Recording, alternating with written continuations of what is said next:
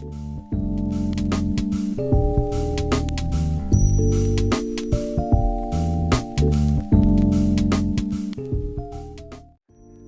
¿qué tal? Bienvenido a Oveja Rara Podcast. Yo soy Isaí Colín y en este espacio vamos a estar hablando de cosas increíbles de la vida, así como liderazgo, identidad, fe, música, crecimiento, entre muchos otros temas. Así que prepárate y disfruta con nosotros el siguiente episodio, Oveja Rara Podcast. ¿Qué tal, amigos? Bienvenidos a un episodio más de Oveja Rara Podcast. Hoy estoy muy contento con este episodio, me visita un gran amigo y el tema de hoy va a estar increíble. Y bueno, prepárense un cafecito, un juguito por ahí porque esta conversación va a estar increíble. Y bueno, le doy la bienvenida a mi amigo, el pastor Tony Espín. Amigo, gracias por estar aquí.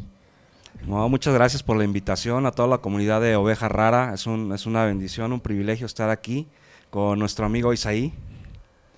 Pues fíjense que a Tony también, al igual que el pastor Noé, te conocí en el seminario y nunca se me va a olvidar que esos primeros días fuiste, casi estoy seguro que fuiste el primero que me saludó, que me dio un abrazo, y créeme que esa bienvenida nunca la voy a olvidar.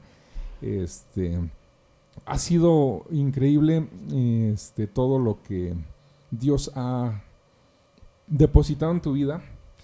Y bueno, resultado de eso es el tema de hoy, porque hace apenas unas semanas, básicamente semanas, pudiste lanzar tu primer libro de no sé cuántos, creo que vas a escribir, y eso me tiene muy alegre, amigo. Platícanos, fíjate que siento que hay gente que no conoce mucho del tema. El libro, por supuesto, que lo pueden conseguir directamente con el Pastoni. Se llama ¿cómo se pronuncia correctamente? Axiomas. Axiomas, tal cual, no tiene otra pronunciación. Es un tema que a mí me gusta, pero yo, aunque he estado escuchando bastantes podcasts y cosas al respecto del tema, tiene que ver con la Agenda Global 2030. Y estoy convencido de que hay mucha gente, principalmente cristiana, que no tiene ni la remota idea, incluso gente no cristiana, no saben lo que es Agenda 2030, y quisiera que nos empezaras platicando un poquito, amigo, a manera de introducción. Claro, sí, es interesante porque el tema realmente se ha escrito y hay diferentes podcasts, pero quisimos abordarlo desde la palestra bíblica. El libro se llama Axiomas, porque un axioma es una verdad irrefutable.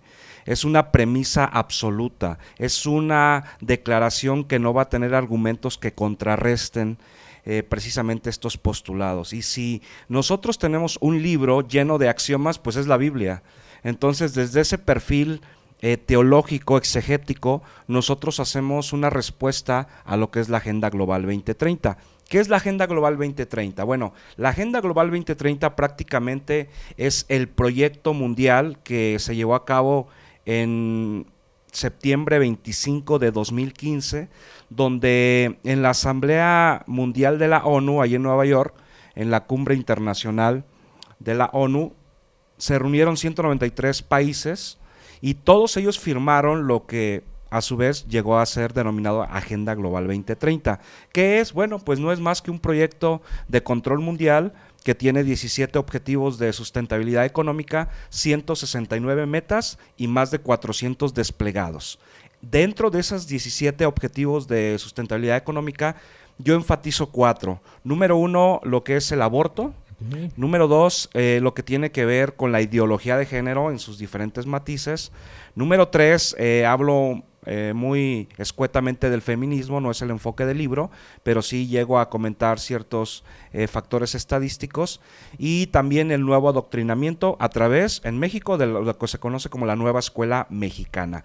Todo esto va enfocado en deconstruir la familia, porque obviamente esta agenda está comandada por élites globalistas que tienen fines prácticamente ya no nacionales, sino supranacionales para tener un control. Y cuando nosotros leemos el texto bíblico, pues va muy de acuerdo con lo que dice Mateo 24, la parte de los esbozos escatológicos, la literatura joánica, incluso toda la lectura, el corpus paulino que nos habla acerca de los tiempos finales, ¿no? Tesalonicenses, que nos habla de que cuando la gente empieza a hablar de paz y seguridad, pues estamos hablando de tiempos finales, y es lo que estamos viendo. Entonces yo hago una comparativa entre la parte socioantropolítica, la parte bíblica, y nos damos cuenta que pues realmente esta agenda global viene directamente del infierno, con este enfoque de mutilar la familia y también a la comunidad cristiana.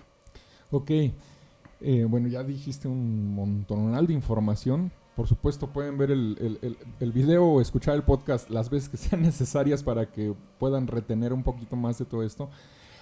Entre paréntesis, quiero decir que Tony, desde que lo conozco en el seminario, era un ratón de biblioteca. Él hacía la tarea y leía otros 4 libros después de hacer la tarea. Entonces, va a ser muy enriquecedor toda la información que hoy Tony nos va a compartir. Créanme que va a ser muy, muy grato.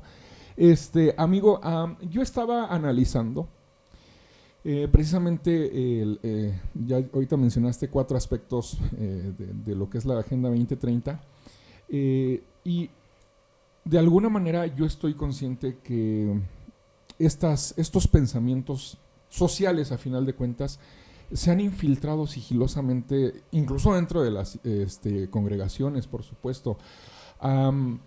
¿Podrías a lo mejor tú haber notado de estos 4 por lo menos, cuál sería uno de los más evidentes aún dentro de la congre, de la iglesia, de la comunidad? ¿Cuál crees tú que sería el más evidente y que, irónicamente, tanto los líderes de cada congregación como los mismos congregantes no se han dado cuenta de lo importante que es poner atención a todo esto que se ha infiltrado también ahí dentro? Sí, totalmente. Tu pregunta es muy importante porque tiene que ver con que como pastores, como líderes, como cristianos, debemos de cuidar la gente a la que pastoreamos, con la que servimos. Y también, pues prácticamente esto ha sido un ataque directo. Acuérdense lo que dice el texto, ¿no? Donde Pablo dice que nuestra lucha no es contra carne ni sangre, y después también dice las armas de nuestra milicia no son carnales, no son humanas, no son normales, sino que tenemos que usarlas espiritualmente para destrucción de fortaleza. Y esa palabra fortaleza en el koiné, en el idioma original, significa ideologías que atentan en contra de la Biblia. Okay. Entonces, lo que tú comentas es interesante porque yo podría decir prácticamente que de las 4 que mencioné, todas, ¿no? Aborto. Tenemos gente que está, muchachas que están abortando, que van a la iglesia, que sirven, que son parte de la familia pastoral, que son parte de liderazgo, que son parte de la gente que vaya. O sea, la gente, es exorbitante la cantidad de abortos. En México mueren 2 millones de niños anualmente a consecuencia del aborto. Claro. Y sí, y las estadísticas son iguales en relación a la gente que es cristiana y que no es cristiana y que abortan. O sea, es un fenómeno, es una situación muy compleja. Grave. Ideología de género, totalmente. Tenemos gente homosexual. La última estadística de Josh McDowell indica que de cada 10 jóvenes cristianos, 3 tienen una lucha incesante en contra de la homosexualidad. O sea, este fenómeno es increíble. Si somos un poquito más teológicos, abordando un poquito más el campo académico, nos damos cuenta que lo que se conoce, todo esto vomita en términos académicos en lo que se conoce como la teología queer, la teología líquida, aquello que viene a golpear el pensamiento, llega a deformar. De hecho, si ustedes se meten a Amazon, pueden comprar la Biblia gay por 500 pesos, en donde ahora se está haciendo apología de la homosexualidad, y yo tengo amistades, o tengo conocidos que eran cristianos normales, pero obviamente eran homosexuales, y que ahora están asistiendo a iglesias en donde cambiaron la figura de los pastores hombre y mujer, y tengo un amigo que apenas platiqué con él, y él ya se ha cambiado una iglesia en donde ahora tiene 2 pastoras, ¿no? Son lesbianas las pastoras, eso aquí en la ciudad. Wow. Entonces, ha permeado mucho, no ha habido una pastoral, me parece que correcta, que ataque todo esto. Y lo que tú decías es interesante, amigo, porque desconocemos, o sea, podemos saber de series, podemos saber de videojuegos, podemos saber de fútbol, podemos ser auténticos eruditos en política, en muchas cosas, pero hay una ignorancia increíble muchas veces. Estoy generalizando, obviamente, Claro, hay iglesias que mis respetos, pero estos temas se desconocen. Sí. Entonces, lo que comento, yo me atrevería a decir que de esto los 4 componentes están infiltrados, pero si podría decir alguno más que otro, posiblemente la ideología de género. Ok. Fíjate que es importantísimo porque hace 10, 15 años pudiéramos pensar que cuidar a la gente era cuidarlos a lo mejor solamente de ciertos hábitos, vicios, drogas, a lo mejor por ahí violencia intrafamiliar y los fenómenos que eran comunes de su época, pero de unos 15 años para acá, creo que nos quedamos atrás como iglesia en cuidar todos estos aspectos. Es increíble lo que mencionas, ¿no? Que tanto en la sociedad como en la iglesia la estadística, por ejemplo, de aborto sea la misma. A mí sí se me hace sorprendente porque entonces... ¿qué estamos enseñando ahora en términos de maternidad, en términos de procreación? ¿Dónde están los fundamentos? De moral. De moral, es correcto, de moral.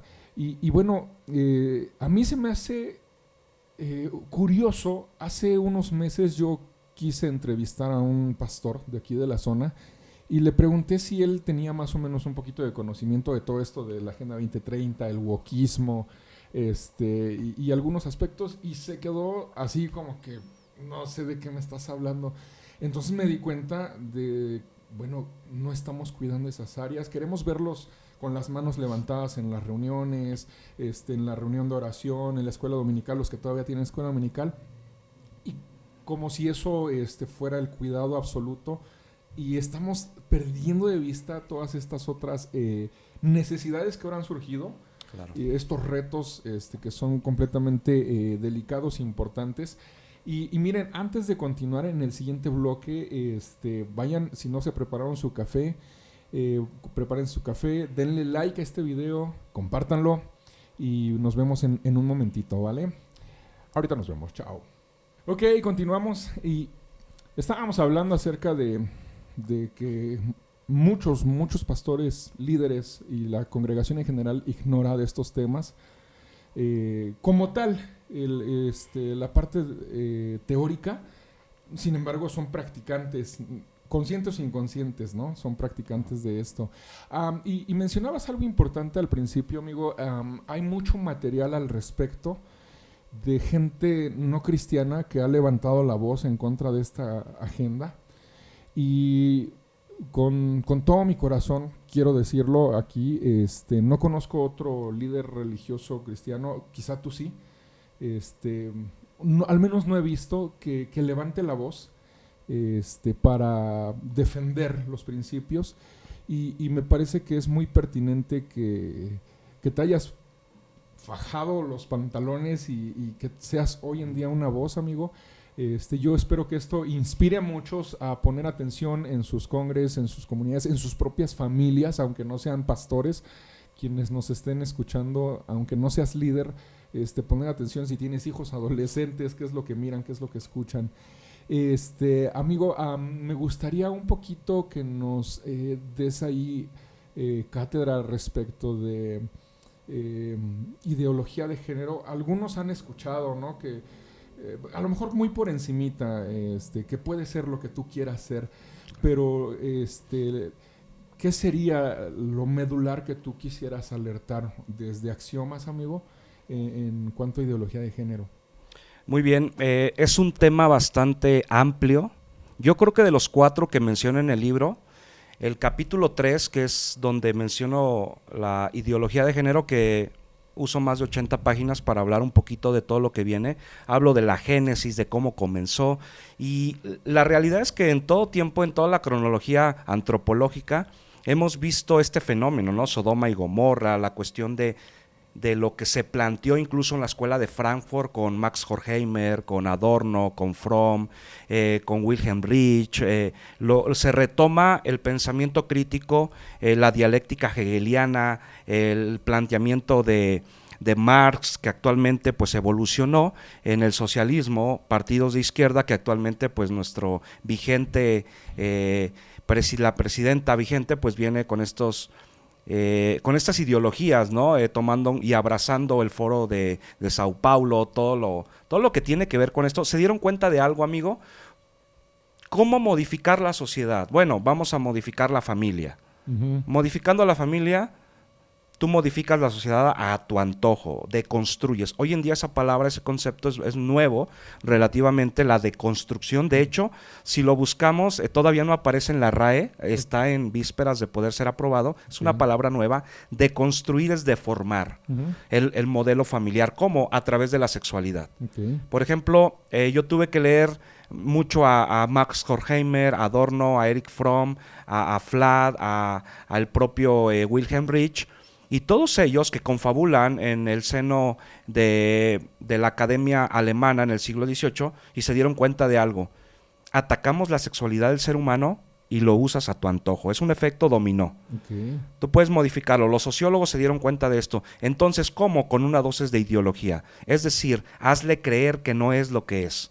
Acuérdate que la identidad, este latinismo que viene etimológicamente es una raíz latina. Entonces, identidad, el prefijo idem es originalidad, es unicidad, y el sufijo idad es cualidad. Entonces, identidad es capacidad de ser original.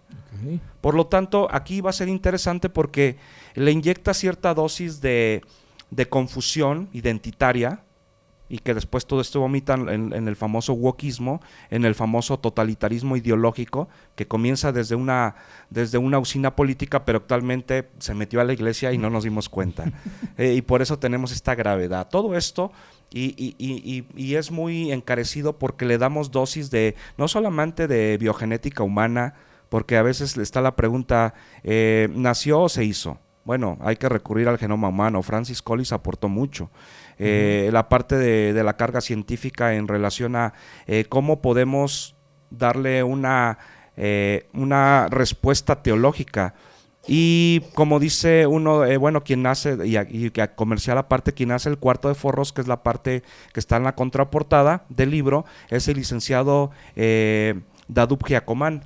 Juan Dadub Giacomán, que actualmente es el presidente del Consejo de la Familia en México. Es una persona muy conocida, fue el primero que trajo Agustín Laje a México y que ha luchado incansablemente por la vida. Él es un amigo nuestro.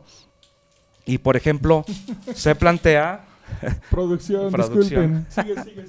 Se plantea que precisamente la ideología de género es ese vínculo para deformar.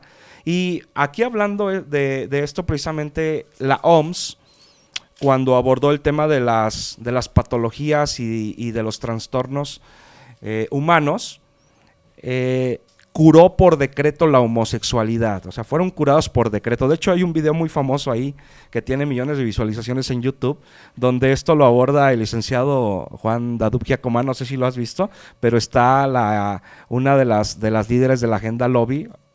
Le ponen como a 4, entre ellos una pareja de homosexuales famosos, unos actores. Y entonces el licenciado les pregunta, bueno, ¿vieron los estudios que hizo la OMS para poder desvincular patológicamente a la homosexualidad de la lista de trastornos? Y la que está enfrente, la señora, le dice, sí, como buena ciudadana. Y después jaque mate, ¿no? Dadub Giacomán le dice, pues no lo subo. Okay. Porque es una situación imperante, pero la ideología de género, con esto resumo todo el rollo que ya me aventé, la ideología de género busca difuminar la identidad sexual de las personas, meterse a la cama y desde ese punto atacar la familia. Esto evoluciona en lo que es pedofilia. Entonces, por ejemplo, Nietzsche, Michel Foucault, David Cooper, incluso todas las feministas desde la primera ola, vamos a ver a Simone de Beauvoir, su esposo Jean-Paul Sartre, que son mentes brillantes. Simone de Beauvoir es la madre del feminismo y su libro El otro sexo es la Biblia de las feministas, donde la premisa es para ser mujer no se nace, se hace. Bueno, ellos abusaron sexualmente más de 300 niños. Wow. Yo lo documento en Axiomas, más de 300 notas a pie de página. Tuve que leer lo que no había leído en toda mi vida, alrededor de 80 libros completos, los tuve que leer, la mayoría no cristianos, y entonces yo me di cuenta de esto. Todos estos depravados inyectan esto en cuestión a lo que actualmente se conoce como el nuevo adoctrinamiento o la NEM, la Nueva Escuela Mexicana. Aquí tengo el libro que la SEP da. Este es para mi niña de 4 años, en la página 157, habla de pedofilia, habla de masturbación, literalmente, de autopercepción. Desde la niñez. Sí, 4 años. Sí, claro.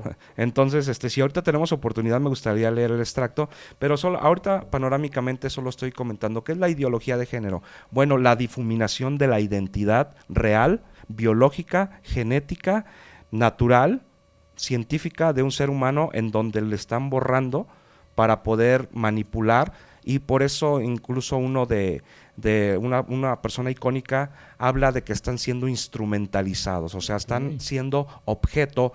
El libro no hace una crítica al homosexual, no es la persona, es el movimiento ideológico que se le ha impuesto. No tengo nada en contra de los homosexuales, tengo conocidos homosexuales, me he sentado a platicar con personas homosexuales, no tengo nada en contra de ellos, los trato con respeto como se merecen, pero han sido instrumentalizados para estos fines geopolíticos. Claro.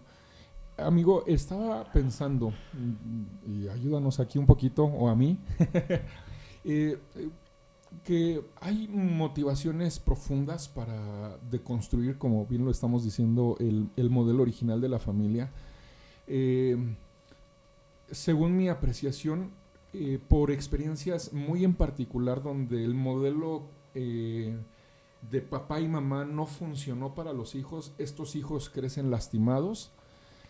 Al ratito el hijo o la hija toman rumbos distintos en su sexualidad y se dan cuenta aparentemente que si el chico se volvió homosexual y tiene una pareja hombre y funciona, entre comillas vamos a decirlo así, funciona mejor ese rol, entonces eso como que les dio la pauta a decir, pues miren, me funcionó mejor hacer vida con un hombre o si fueran 2 mujeres, así que el modelo habitual de hombre y mujer pues no tiene que ser necesariamente el que mejor funciona, porque entonces tengo menos conflictos viviendo con mi pareja hombre o viviendo con mi pareja mujer, en el caso de que sean 2 mujeres, alimentados por malas experiencias en una familia tradicional, amigo.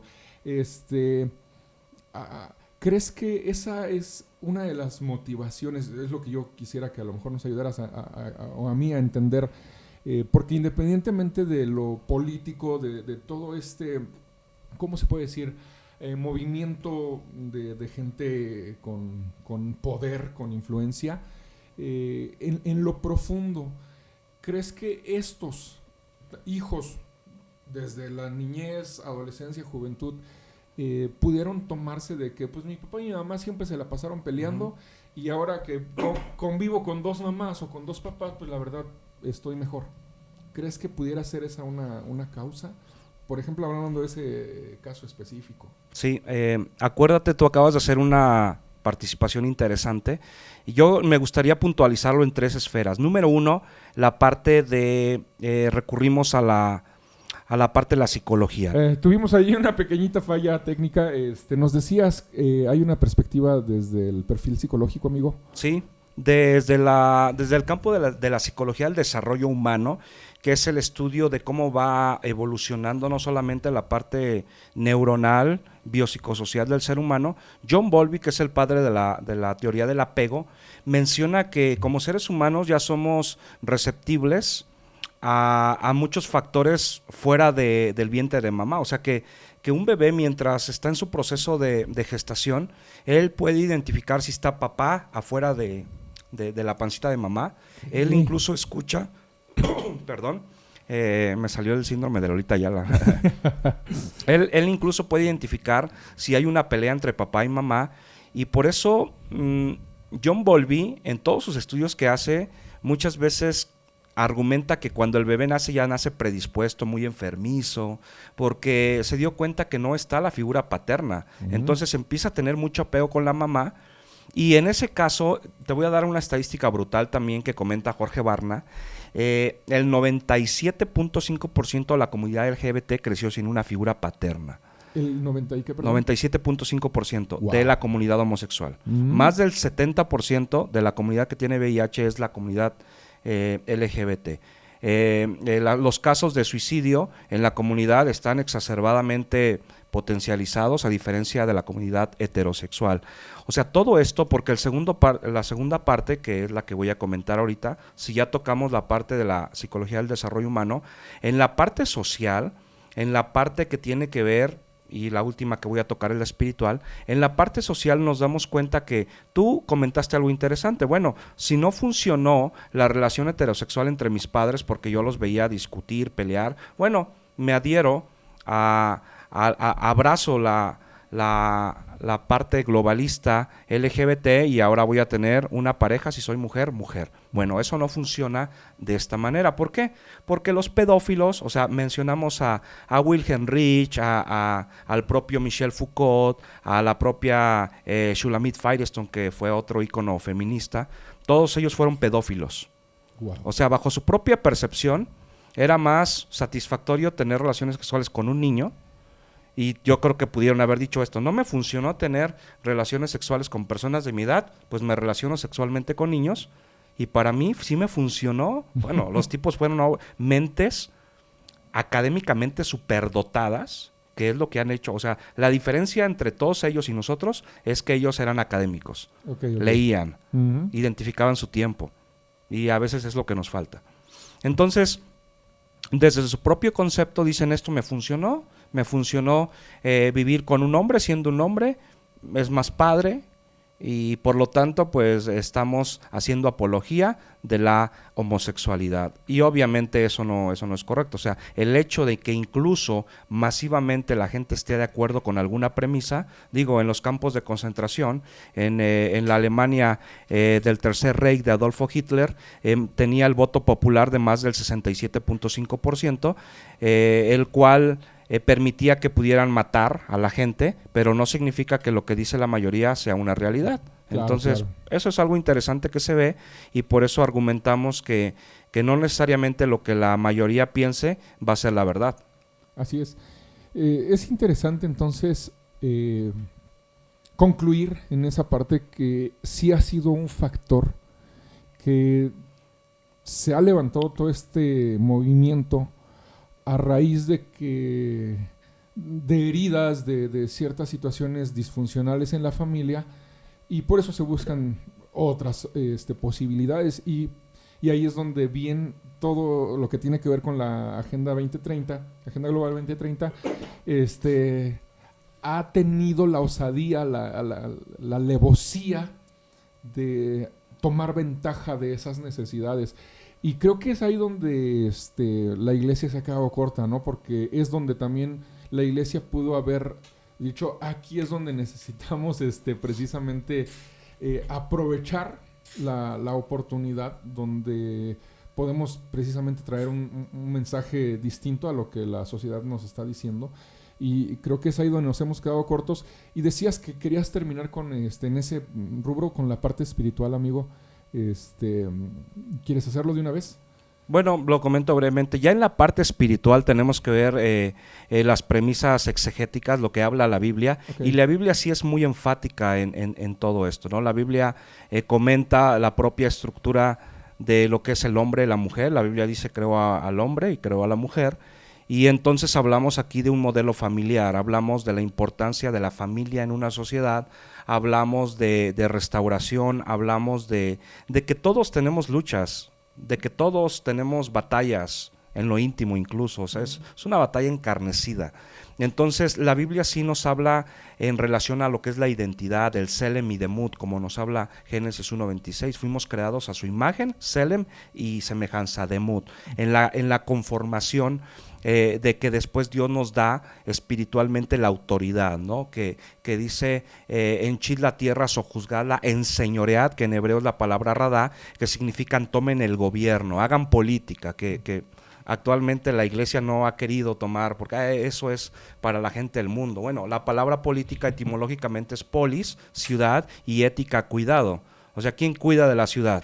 ¿Los pervertidos? ¿Los amorales? Claro, ¿Los que no tienen una línea ética? No, los que fuimos llamados a ser reino, porque eso es hacer reino, hacer política. La primera declaración brutal que hace el Señor Jesús, la primera frase que Él externa es: arrepentíos porque el reino, ¿no? La parte teológica basilaica, el reino, o sea, el sistema político, no desde nuestro punto de vista, el sistema de hacer una cultura diferente ha llegado, arrepiéntete.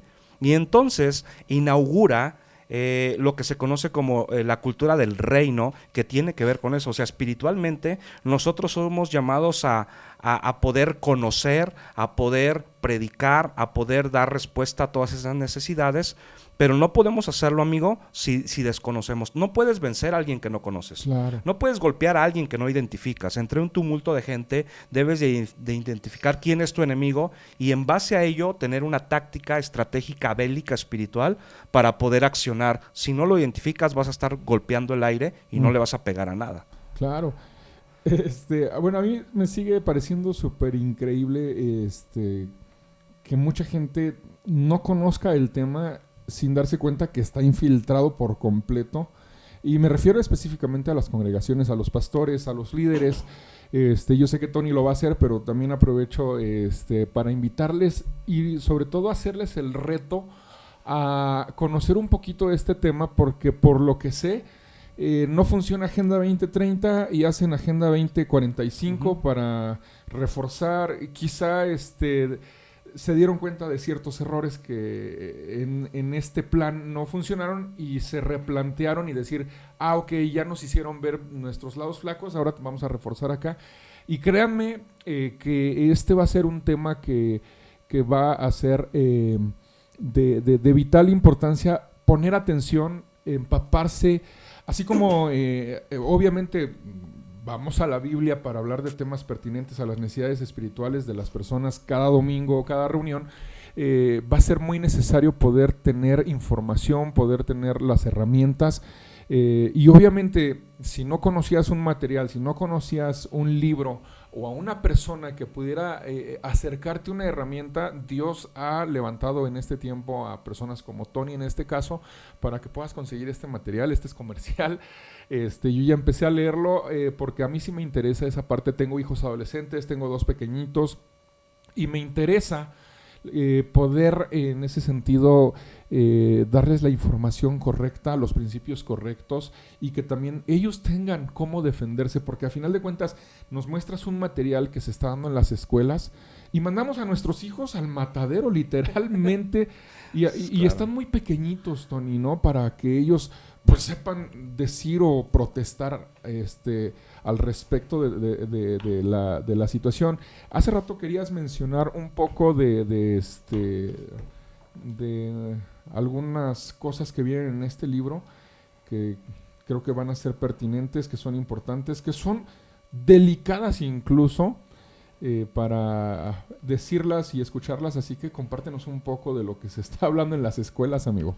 Claro, voy a comentar brevemente, solo comento 2 párrafos de este libro que lo tengo todo subrayado porque le hice todo un estudio, lo leí, y en el capítulo 4 de mi libro yo lo abordo. Obviamente no se necesita ser dotado espiritual ni académicamente para ver las aberraciones que vienen, o sea, realmente es una sátira, es una caricatura, no sé qué mente hizo esto, pero además de ser un total ignorante, es una persona con un perfil de asesino serial y también de deconstrucción y de pervertido. Voy a leer esto, que no sé cómo rayos pudieron aprobarlo, pero por ejemplo en la página 155, bueno, me gustaría que lo leyeras para que la gente escuchara y con esa voz apofántica que tienes puedas, ayúdanos, amigo, a leer aquí Y si quieres yo te digo hasta qué momento y después vamos a leer otra página.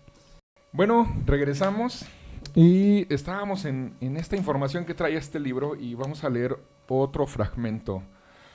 Y dice, como tercer elemento constitutivo de la sexualidad humana tenemos el erotismo, el cual se refiere a las sensaciones de atracción, deseo, placer y necesidad de contacto físico. En la niñez comienza el desarrollo del erotismo mediante la autoexploración y la experimentación de sensaciones corporales agradables. Una expresión frecuente del autoerotismo de las niñeces incluye la autoexploración genital y el descubrimiento de sensaciones agradables. Al explorarse jugando, ante ello es importante reaccionar sin alarmarse, sin angustiarse y sin generar juicios como personas adultas para orientarles de forma segura e informada. Háganme el favor. Luego dice, tanto el erotismo como la vinculación afectiva se relacionan y dan sentido a la orientación sexual, la cual se define como atracción. Wow. Y por último, expresiones o manifestaciones autoeróticas como la autoexploración y la masturbación, o las socioeróticas con otras personas. Orgías, ¿no? Orgías. Sí, hacer ahí grupitos. ¡Wow! Esto es lo que están enseñando los maestros a nuestros niños. Y luego hablan de nosotros. Terminamos aquí, mira, ayúdanos, amigo, hasta leer hasta donde termina lo subrayado. Hablan de nosotros, ok. Ahí entramos nosotros. Ser queer no significa... ¿Sí está bien? ¿Queer? Ser queer no significa luchar por un derecho a la intimidad, sino por la libertad pública de ser quien eres cada día, en contra de la opresión, la homofobia, el racismo, la misoginia, la intolerancia de los hipócritas religiosos. Ahí hasta nos ponen un calificativo. Ya nos están etiquetando. Y de nuestro propio odio, pues nos han enseñado cuidadosamente a odiarnos. O sea, quien no acepta esto es una persona que odia. Okay. Por eso nos llaman homofóbicos, nos llaman retrógradas, nos llaman ignorantes, nos llaman racistas, misoginios, nos llaman... o sea, nos ponen todos esos calificativos y nos agregan, ¿no? O sea, somos hipócritas. Claro. Amigo, esto es... miren, si esto no les despierta ese sentido de cuidado, de alarma, si sus hijos no están en una escuela particular, por ejemplo, cristiana, con principios cristianos, donde ocupan otros materiales didácticos y están en la escuela pública, eso es lo que están aprendiendo sus hijos, nuestros hijos, y como padres y sobre todo los que son líderes espirituales en alguna congregación, pastores o en alguna otra área de servicio, es urgente que puedan estar actualizados, porque esta generación de verdad que es impredecible en todo lo que se está viniendo, amigo. Fíjate que estaba pensando, tengo una pregunta quizá capciosa, es ahí, ¿no? Dale. Ha existido desde muchas décadas atrás el tema de que si las mujeres pueden liderar como pastoras y todo esto. ¿Qué tanta relación tiene que ver con el feminismo de estas mujeres que se levantan y toman el control y la dirección de una congregación? ¿Tiene que ver, amigo? Es para mí así como un intrigante. Según lo que tú has, a lo mejor ahí toda la información que tú tienes, ¿tiene algo que ver? Pues si se difumina la información, si se saca de contexto. Hoy he presentado el libro en varios lugares, universidades, escuelas, iglesias, y me he dado cuenta de que sí hay muchas feminazis en las iglesias, ¿no? O sea, sí hay mujeres que de acuerdo a las heridas que han traído desde la niñez, pues sacan todo este rollo. Y por el otro lado también he encontrado iglesias muy herméticas en donde, sobre todo iglesias históricas, donde dicen la mujer no enseña, sacan de contexto también el texto, la mujer no puede presidir, la mujer no tiene derecho a ser pastora, la mujer está en su casa, ¿no? Y como dice Pablo, pues que ella se desarrolle criando a los hijos, ¿no? Entonces, totalmente. Aquí la pregunta la tendríamos que responder en torno al texto bíblico. ¿Qué dice la Biblia, no? Jesús vino a levantar la figura de la mujer. Dentro de su grupo había mujeres, dentro de toda esta cuestión incluso de un juicio emitido por adulterio, encontramos que van a apedrear a una mujer y la pregunta es ¿dónde está el hombre? No pudo haber adulterado consigo misma. Okay. Y Jesús entra en escena y les dice, pues los que están libres de pecado, pues avienten la primera piedra. Y después se acerca a la mujer y le dice, pues no te juzgaron, yo tampoco te juzgo, ¿no? Y levanta. Y encontramos ese perfil en el cual es interesante, amigo, porque la primera ola de feminismo realmente tenía un atenuante bastante lógico, porque en aquel tiempo no había sufragio femenino, no podían votar. Acordémonos que, y de hecho, comercial aparte, tengo un video documental ahí en YouTube que se llama 20 siglos de pensamiento humano, donde hablo de cómo el pensamiento va deformándose, va modificándose a lo largo de la historia, desde el tiempo de la Edad Romana, el tiempo el tiempo imperial, el medievo, y cómo en el renacentismo surge esta idea de poder quitar a Dios, poner al hombre en el centro, y después viene la época de la sinrazón, que todo esto lo sustento mucho con lo que Francis Schaeffer habla en su libro Conociendo la Verdad, y en sus videos documentales muy interesantes, muy antiguos, pero ¿cómo es que hay que vivir? ¿Cómo debemos vivir entonces, ¿no? Okay, se llama. Okay. Ajá. Y basándome en eso, nos damos cuenta, repito, que realmente había una buena intención, pero conforme fue pasando el tiempo ya quisieron ahora empoderarse de manera pues muy ilógica, y actualmente sí es un fenómeno que se da en las iglesias, pero la mujer tiene los mismos derechos que el hombre. Aquí viene algo interesante, la mujer es muy diferente al hombre, incluso en la constitución neuronal, en la masa encefálica, en el cerebro, en los lóbulos frontales, que son los encargados en la toma de decisiones. Por eso las mujeres psicológicamente se desarrollan más rápido, maduran más rápido que un hombre. Esto está muy, muy conocido por la parte de la psicología del desarrollo humano, y entonces por eso nos damos cuenta que son diferentes. No pretendamos que ellas hagan nuestro trabajo, porque fueron constituidas muy diferente a nosotros. Claro. Entonces por eso nosotros decimos, la Biblia habla de que la mujer tiene una parte importante. Si nos damos cuenta, la mayoría de hombres que han tenido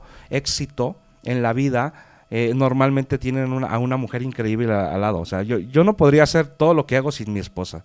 O sea, tal vez yo soy la imagen, pero muchas ideas vienen de ella. Ella me dice, hay que hacer esto en la iglesia, hay que hacer. O cuando yo tengo un pensamiento, ella me empuja, y en el transcurso yo me desanimo y ella me dice, dale.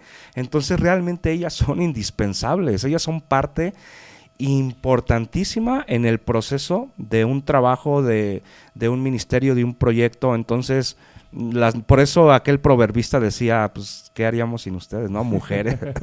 no podríamos. Si se fueran a la luna, pues nos iríamos para llegar a ustedes. Sí, amigo, bueno, te lo preguntaba y tienes razón. Quise, a lo mejor no completé bien la pregunta, pero el feminismo moderno, ¿no? El actual, el que hace daño, ¿no? No sé cómo definirlo mejor. Pero sí, por supuesto, el feminismo en sus inicios tenía causas nobles, quiero pensarlo así. Luchaban por causas justas también.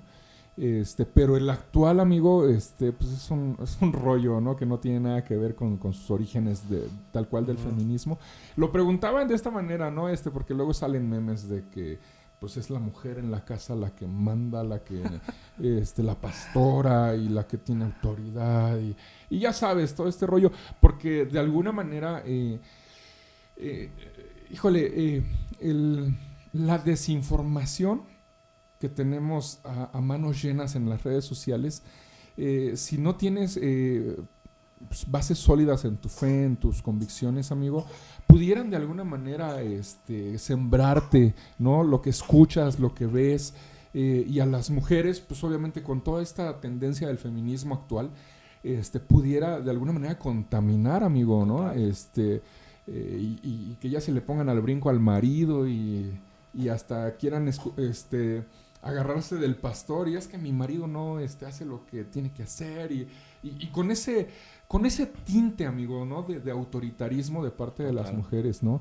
Entonces, por eso la pregunta era, ¿qué crees que tiene que ver con el feminismo actual? Que de alguna manera ciertas o un grupo de personas, mujeres, quieran tener la batuta, ¿no? De repente también en lo espiritual.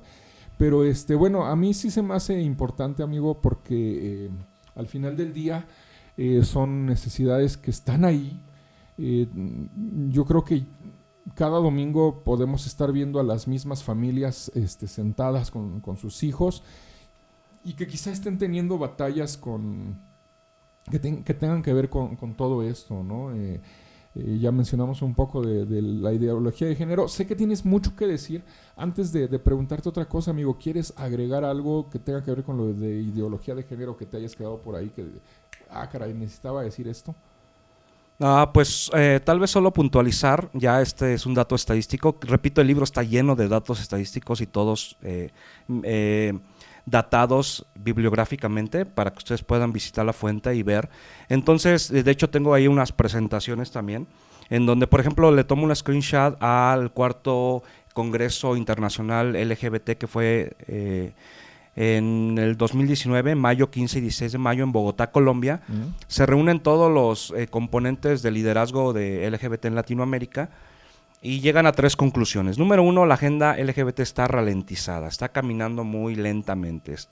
Claro, se topan con Occidente, en donde somos más conservadores por nuestra carga católica de colonización. Número 2, los culpables son los cristianos. Y número 3, hay que acabarlos. Okay. Somos la contención. Bien, muy bien. De la parte del feminismo sé que hay mucho que decir, amigo. Si quieres vamos preparando algo que tengas que agregar a esa parte. Y tengo ahí un par de preguntas más que quisiera abordar en el siguiente bloque. No olviden compartir este video en cuanto esté en Spotify, pues el podcast tal cual de puro audio. Suscríbanse, que nos ayudan mucho. Y bueno, si ya se acabaron su primer taza de café, vayan por otra y nos vemos ahorita en un bloque más. Enseguida.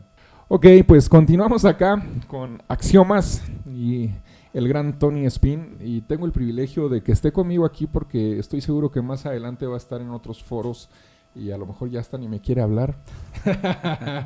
Bueno, no creo que eso pase contigo, amigo. Sigue siendo un privilegio que estés aquí compartiendo todo este tiempo y por supuesto todo lo que has investigado, que te ha, me imagino, traído noches de desvelo, de quemarte las pestañas y de empaparte por completo de todo esto. Antes de preguntarte acerca precisamente de tus investigaciones teológicas, amigo, algo que quieras agregar sobre el feminismo o sobre el aborto, por ejemplo. Es que no hemos abordado varias cosas, ¿no? Hay un buen de situaciones ahí. Mencionamos ahí algunas estadísticas, pero antes de pasar, amigo, a la parte de los fundamentos de axiomas precisamente, algo que quieras agregar sobre el feminismo, sobre el aborto. Pues tal vez sobre el aborto podríamos hablar, ya di la fría cifra de 2 millones de mexicanos que mueren en los vientres de su mamá. Debiendo ser el lugar más seguro para ellos, se está convirtiendo en un auténtico holocausto. Y esto, no sé, digo, voy a decir esto porque fíjate, amigo, que este tema lo hemos presentado en algunos lugares. A veces me han tildado incluso de usar palabras muy fuertes. Okay. Pero al final es parte de mi personalidad y nos han cerrado las puertas en otros lugares. Estuvimos cuando empezamos a presentar el libro en un evento de pastores y vi una hostilidad machín, o sea, no me compraron ni un libro y la sala estaba llena de pastores, de líderes, pero vi su molestia al abordar el tema con cifras escalofriantes y con hacer la crítica de hablar de que la iglesia, pues muchos son ignorantes. Entonces, esto es importante porque hablando de aborto, todo esto tiene un matiz muy interesante. La página Pop Cónsul en México también da una cifra escalofriante, INEGI, y todo esto está auspiciado, no sé si lo mencioné, pero durante pandemia México firmó una cláusula de endeudamiento por 100 años junto con Perú y Argentina. Obvio no le dieron prensa, y el presidente firmó, y la única cláusula que había es por parte del FMI, que es el Fondo Monetario Internacional, y del Banco Mundial, obviamente auspiciado por el Foro de Davos y por toda la comunidad de la ONU, Bill Gates con toda su grupo, que es el máximo financiador de la OMS. Entonces, nos endeudamos por 100 años y ellos dijeron, lo único que tienes que hacer es promover el aborto, matrimonios gay. Al siguiente día se empezó a legalizar el matrimonio entre personas del mismo sexo. El aborto se despenalizó en estados como Hidalgo, Chiapas, Querétaro. Hace 2 semanas estuve en Mérida, el 8 de mayo en Mérida se aprobó. Yucatán está considerado como un país como un estado muy conservador, ya se aprobó. Yo aterricé ahí a los pocos días de que pasó esto, les comenté y la gente no tenía razón porque no le dan prensa. Y el aborto es un negocio de redondo, amigo, porque México está en primer lugar en trata de blancas, México ocupa el primer lugar mundial en pornografía infantil, México ocupa el primer lugar ya en obesidad, nos damos un tiro con Estados Unidos, México ocupa el primer lugar en muertes por crimen organizado, por encima de Ucrania y de Rusia, o sea, estamos hablando de países en guerra, y ahí estamos, pero ocupa el penúltimo lugar en educación, o sea, de los más de 200 países que se toman en cuenta, nada más hay uno que está peor que nosotros, o sea, estamos por los suelos. ¿Y por qué comento y termino hablando de este tema del aborto? Porque el aborto es un negocio redondo, no nada más es matar al no nato, sino es tráfico de órganos. Es un negocio redondo. A México le cuesta $2,000 cada aborto, no sé si sabían, pero cada que una mujer mexicana va a abortar legalmente, tiene que pagar el gobierno $2,000 a IPPF, que es International Planned Parenthood Federation, por Margaret Higgins, que es la usina de asesinamiento más grande en todo el mundo, más de 50,000 clínicas legales en todo el mundo, obviamente auspiciadas por estos grandes financiadores como la asociación Kissinger, la familia Rockefeller, Bill Gates y George Soros, que son las mentes detrás del telón y de la marioneta que están detrás de todo esto. Entonces el aborto es un negocio redondo. Okay. Por ejemplo, en términos de crimen organizado, esto se da. Tengo un amigo que está en Tijuana y él me estaba diciendo, a las niñas las prostituyen desde los 8 años, 8, 9, 10, a los 12, 13, cuando ya empiezan con su ciclo de menstruación, quedan embarazadas y pues las llevan a la clínica, les practican el aborto a diestra y siniestra porque está legal, entonces no hay problema, matan a la niña emocionalmente. No hablemos del síndrome traumático post-aborto, que es una carga emocional increíble y por eso muchas terminan matando, suicidándose. Sí, claro. El aborto es una estrategia increíblemente satánica. Entonces, no sé cómo hay gente que postula esto y que está a favor de matar a los niños. No, y sobre todo, como dices, ¿no? La displicencia de los líderes al respecto de todo esto es no sé, a mí, sin estar ahí presente, me causa hay cierta impotencia oigan, pues no están escuchando, como si estuvieran adormecidos, amigo, como si estuvieran como que si no quisieran darse cuenta, ¿no? Realmente de lo que está pasando. Bueno, antes de pasar al otro punto, sí quiero hacer el reto a que puedan adquirir este material, porque creo que les va a servir de muchísimo en cuanto tengan que enfrentar una situación así. Creo que esto puede servir como antesala de lo que quiero que nos comentes, amigo. Hay muchos líderes, muchos pastores que considero no están preparados para atender una necesidad abiertamente en sus congregaciones. Como voy a poner un ejemplo en perspectiva. Por tradición, quizá, tú sabes que si hay un matrimonio que llega inconverso en unión libre, pues la intención es que pues legalicen su matrimonio y todo en orden, y entonces podemos hacerlos participar, ¿no? en algún área de servicio, porque les exigimos a lo mejor esa parte de estar, ¿cómo se puede decir? Regulados, ¿no? Ante la ley. Pero si tú eres de la vieja escuela, por decirlo así, y tú dices no puedes servir porque no estás casado, ¿qué pasaría, por ejemplo, es un ejemplo en perspectiva, que llegue un matrimonio de hombres con su acta de matrimonio y te dicen, pues nosotros sí podemos servir porque sí tenemos acta de matrimonio? O sea, es un ejemplo muy, claro, no sé, a lo mejor superficial, Pero a lo que voy es, creo que no está la iglesia y el liderazgo sobre todo a veces capacitado para, bueno, ¿qué haría yo? ¿Cómo voy a dar un seguimiento, un acompañamiento, un discipulado a personas que vienen con todo esto encima, ¿no? Un matrimonio de hombres o de mujeres, o a chicos con problemas de homosexualidad, o chicas con lesbianismo, etcétera, etcétera.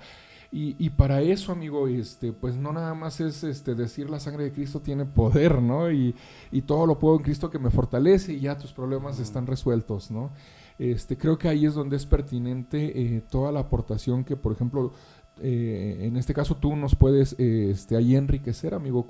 ¿Cuáles serían todas estas bases? Sé que hay muchísimas, pero las que más creas pertinentes mencionar respecto de poder tomarlas y decir, estas son herramientas que sí o sí necesito tener para yo poder servir como líder de manera eficaz en medio de esta necesidad que tenemos. Claro, totalmente. Nuestras respuestas tienen que ser desde un cimiento bíblico, si no solo son meras filosofías humanas, que en su momento pueden ser buenas, pero en algún momento van a caducar, como ha sucedido en muchas etapas de la vida, en donde surgieron avivamientos, pero tuvieron fecha de caducidad y actualmente son auténticos museos.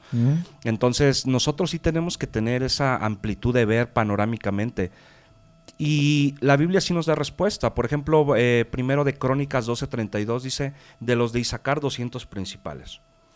Es una lista en la que vienen hablando de que hay 5,000 de Dan, 7,000 de Aser, de Zabulón hay 4,500, o sea, estamos hablando de miles, pero de Isaacar solo hay 200. Y estamos hablando de un censo para ir a la guerra, pero estos tremendos sabían usar la lanza con la izquierda, con la derecha, dice la Biblia, eran veloces como gacelas y tenían 3 características. Número 1, conocían su tiempo. La pregunta es, ¿conocemos? Ayer la gente salió a votar. Bueno, ¿saben lo que hicieron? O sea, ¿saben lo que es darle el poder judicial al nuevo gobierno? ¿Saben lo que es entregar? Bueno, ¿conocen el nombre de los que estaban inscritos en las urnas? No los conocemos. O sea, la gente no, o sea, no le importa la política. Le importa el videojuego, le importa cómo va a tocar mañana. O sea, el baterista se aventó 10 tutoriales de un cover, drum cover, de cómo tocar una alabanza, pero a la gente no le importa la sociedad, ¿no? Termino con esto antes de ir al siguiente corte, pero es como si vamos pasando por la calle y acaban de atropellar a una mujer con su bebé. La atropellaron y está ahí. Y tú pasas y tienes un teléfono en tu mano para poder llamar a las emergencias y no lo haces y te pasas de filo, ni la volteas a ver. O si la volteas a ver, dices, yo no la tiré, yo no la atropellé, no es mi culpa, me paso derecho. O sea, exactamente es lo que está ocurriendo. El cristiano ve, o sea, estamos hablando de muertes de niños, estamos hablando de que están matando a nuestras niñas, las están prostituyendo y matando y llevando a abortar. Estamos hablando de que a través de la eutanasia pasiva y activa están matando a nuestros ciudadanos de la tercera edad y no hacemos nada. No tomamos el tiempo para leer. Okay. Entonces, aquí es el punto de decir, los de Isaacar, 1, conocían su tiempo, 2, sabían lo que tenían que hacer, estratégicos. Okay. Y número 3, cuyo dicho seguían todos sus hermanos. O sea, eran una influencia, eran un punto de partida para que la gente los viera y dijera, yo quiero ser como él.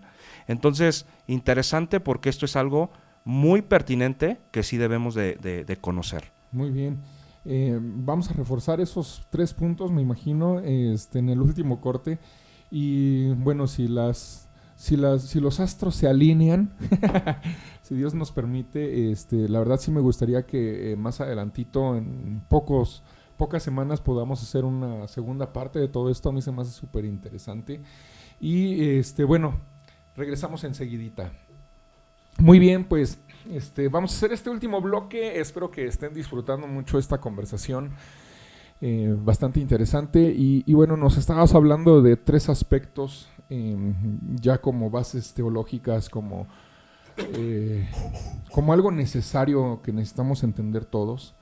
Y bueno, eso de conocer su tiempo, híjole, para mí siempre ha sido un tema de que la iglesia, no sé por qué, como que siempre va un paso atrás del presente, como que siempre está en el pasado. Y no nada más en en algunos temas, ¿no? En la mayoría de los temas siempre creo que falta que la iglesia conozca su tiempo, el tiempo que está viviendo, ¿no? Un ejemplo muy superficial que a lo mejor no tiene que ver necesariamente con esto, ¿no? En pandemia, muchas iglesias que no tenían redes sociales hicieron sus redes sociales para poder hacer transmisiones en vivo, ¿no? Y había otras que ya las hacían desde tiempo atrás. Es un ejemplo a lo mejor muy sencillito, como para precisamente dar a entender, dar un poquito de luz, que a veces la iglesia pues nomás no está alineada, ¿no? Creo que sí es un reto que la iglesia tiene que marcar la pauta del tiempo en el que estamos viviendo, ¿no? Pero bueno, ahí ayúdanos, amigo, a reforzar bien esos 3 puntos. Y si necesitas comentar algo más o quieres pasar a un argumento más de los que tienes, amigo. Sí, mira, amigo, en el libro hay un trabajo de 10 exégesis, todas ellas con el rigor académico exegético, tomando puntos de vista incluso gramaticales, semánticos. Y lo interesante del libro es que yo hablo obviamente de la parte aplicativa, pero es muy sencillo el que la gente pueda leerlo y lo pueda comprender, ¿no? Obviamente nosotros pensamos, como profesor en algunas universidades, tengo alumnos tanto académicos como laicos, y fue precisamente pensando en eso, que el libro sea muy asequible, muy entendible, y entonces aquí es lo que yo hago. O sea, por ejemplo, hablo de la táctica malecita, del síndrome de Amalek, que cómo ataca, que fue la primer tribu que ataca a Israel cuando vienen saliendo los 3 millones de judíos, y la táctica fue atacar por la retaguardia a los débiles, a las mujeres, a los niños y a los ancianos.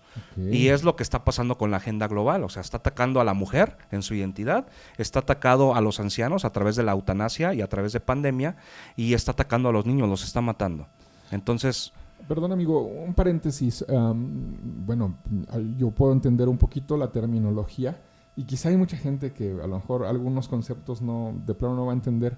Pero para que quede un poquito claro, a manera muy resumida, amigo, explicarles lo que es hacer un exégesis de un verso. Porque de repente, pues, ¿eso qué, no? ¿Con qué se come? Sí. ¿O de qué se trata? Dinos rapidito, amigo, lo que significa. Sí, un exégesis es comprender el contexto histórico en el que se está dando el texto. Comprender que la Biblia fue escrita en otro tiempo, en otra zona geográfica, bajo otra cultura, muy diferente a la nuestra, y entonces es comprender por qué de repente se hacen aseveraciones como, por ejemplo, que la mujer use velo. Y entonces hoy en día en México pues hay personas, por ejemplo, que tienen velo, pero ya es como una causalidad para poder ministrar, ¿no? Pero bueno, en aquel tiempo las que se ponían velo eran las prostitutas, porque se cortaban el cabello y era un shock, era un golpe cultural que una mujer rapada entrara al templo, porque las rapadas eran sacerdotisas en los templos de los dioses paganos. Entonces, ¿qué dice Pablo? Pues ponte un velo en lo que te crece el cabello. Pero hoy en día hemos normalizado eso en nuestras iglesias, y ¿qué decimos? La Biblia dice que la mujer use velo. Bueno, no, porque es otra cultura. Claro, claro. Aquí una prostituta es una persona que tal vez su forma de vestir va a evidenciar mucho. Entonces, es como si actualmente una mujer con esta vestimenta, con poca ropa, entra a una iglesia y claro, va a ser un choque. Entonces, una manta, ¿no? Exacto, claro.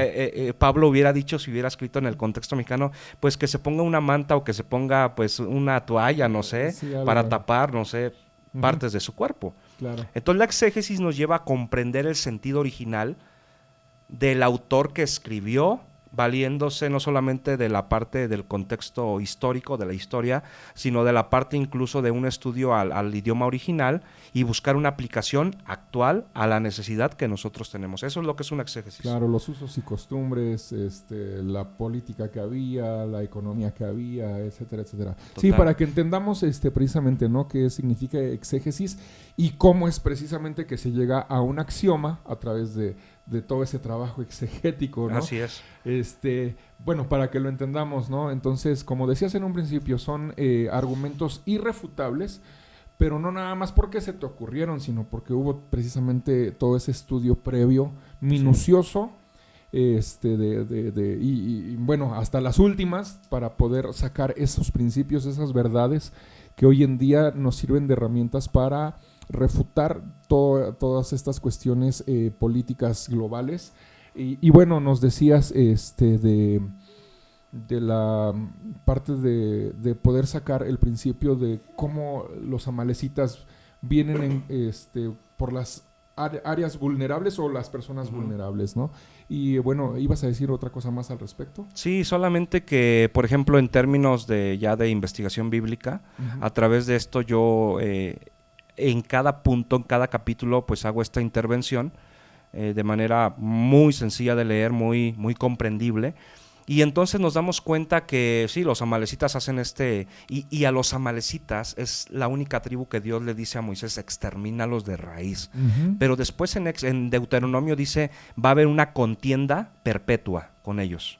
Okay. O sea, entonces aquí tú dices, bueno, si ya los mataron, porque actualmente ya no existen físicamente, quedó raída la comunidad y la tribu, que también les llamaban piratas del desierto, que tengo una enseñanza ahí en YouTube y en Facebook que se llama Piratas del Desierto, si quieren conocer un poquito más, donde yo en una hora hago todo este estudio y hablo del trabajo que ellos hacen. Y entonces aquí el punto está en que cuando Dios dice vas a lidiar con ellos de generación en generación, ahora a través de qué? Ideológicamente. O sea, actualmente seguimos enfrentando a los amalecitas porque la estrategia es la misma. Entonces vuelvo a lo de Isaacar, entendidos. O sea, debemos de comprender qué estamos enfrentando. La iglesia debe de tener la esencia bíblica, puntualmente hablando, pero las formas son diferentes. ¿Qué es lo que tú has estado hablando mucho? La forma es diferente. O sea, yo no, por ejemplo, donde yo sirvo no me sirve traer saco y corbata. Donde yo sirvo, no. O sea, yo voy así, o sea, yo voy con tenis, yo voy playera. Donde yo ministro es así, o sea, la gente me identifica. Es un punto en el cual la gente se identifica conmigo. Nosotros no somos que ya a veces llegan predicadores y hermanos, ¿quién vive? Y donde servimos se quedan callados. Ya sé. Y entonces el predicador dice, no son cristianos o sea, no decimos en una reunión no estamos amén o santo. No es que sea malo, no, donde pues Dios nos puso ahí, tal vez nuestro modelo de hacer iglesia es diferente, ¿no? O sea, nosotros estamos escuchando la comunidad donde servimos y estamos callados. Claro, creo que parte de eso, quiero ahí a lo mejor hacer un comentario. Entender el tiempo no nada más es saber en qué año estoy, el clima que estoy viviendo, sino con la gente que estoy relacionándome, su manera de pensar, su cosmovisión de la vida, sus costumbres, etcétera. Eso y mucho más es entender el tiempo en el que estoy viviendo.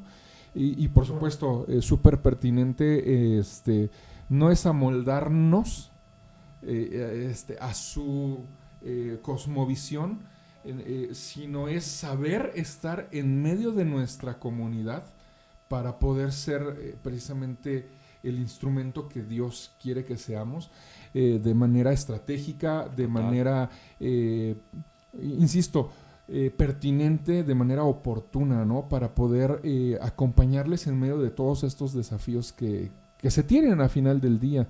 Entonces, parte de eso y mucho más es entender el tiempo, amigo, ¿no? En el que estamos viviendo. Y la mayoría de las veces la iglesia, insisto, estamos muy, muy lejos del presente, amigo. Claro. Y bueno, yo sé que tienes mucho más que decir. Yo quisiera seguir conversando aquí 2-3 horas más. Y sé que hay material para poder hacerlo. Pero hay la oportunidad de que lo puedan seguir al pastor Tony. Bueno, porque no mencionamos eso, él está pastoreando en Ciudad Neza, Adulam Crew, como iglesia. También es músico y hoy en día es escritor, es profesor del seminario. Traes la camiseta bien puesta, por cierto. Y hoy trae la del seminario, no trae la del América. Se me hizo muy no me hables de ese tema. Muy sorpresivo. Tenemos aceite, amor, para que pueda sanar sus heridas ahorita. Ahorita hablas por mí. Bueno, es un apasionado de la vida, Tony. Y bueno, si más adelante podemos hacer un episodio más de todo esto, que yo estoy seguro que hay mucho más que con los que nos podemos compartir, lo vamos a hacer. Sin embargo, hasta este momento creo que ha sido demasiado enriquecedor toda esta conversación. Y quisiera que fueras terminando, amigo, con algún punto que tú digas, esto no quiero dejar de compartirlo, para que vayamos cerrando, amigo. No, pues solamente invitarlos a que se involucren en esta batalla cultural, espiritual, dice el Agustín Laje, la batalla cultural. Y quiero comentar eso, quienes me inspiraron fueron personas que no son cristianas, claro, y que a la fecha sigo teniendo contacto, porque creo que han aportado, han estudiado, se han esmerado. Y yo dije, pues, ¿por qué los cristianos no? Y el último punto donde hablo acerca de que cuyo dicho seguían, es inspirar. En una de las presentaciones yo decía, la sala estaba llena de pastores, nadie me compró nada, y yo le regalé un libro al hijo del pastor, un chavito, un niño de 10 años, y cuando se lo regalé, él estaba como que tenía pena y todo, me quería pedir que le firmara el libro, y al final, yo me fui con la molestia y todo, porque me batearon los pastores, no les gustó del tema que hablé. Y la pastora, la mamá del niño, le dijo a mi esposa, tu esposo inspiró a mi hijo y mi hijo quiere ser escritor. Wow. Yo fui a esa ponencia no por los pastores. O sea, logramos que el niño estaba bien contento, se tomó una foto conmigo y la verdad dije, o sea, qué increíble es que puedas inspirar, puedas en algún momento ver al niño y que lo vea en alguna de sus presentaciones y que me llegue a decir, pues hace unos años tú fuiste a mi iglesia e influenciaste mi vida y ahora estoy escribiendo. Entonces me quedo con eso, claro, con dejar huella y darlo todo, ser radicales, dar la vida por esto que creemos, seguir a Cristo a lo que tope. Y es lo que nos apasiona. Muchas gracias por el espacio. No, gracias a ti, Tony, por estar aquí. Gracias a todos ustedes que han llegado hasta este punto, escuchándonos, con su like, y bueno, no olviden compartir. Y bueno, hasta aquí dejamos esta conversación. Nos vemos en un próximo capítulo, en un próximo episodio de Oveja Rara Podcast.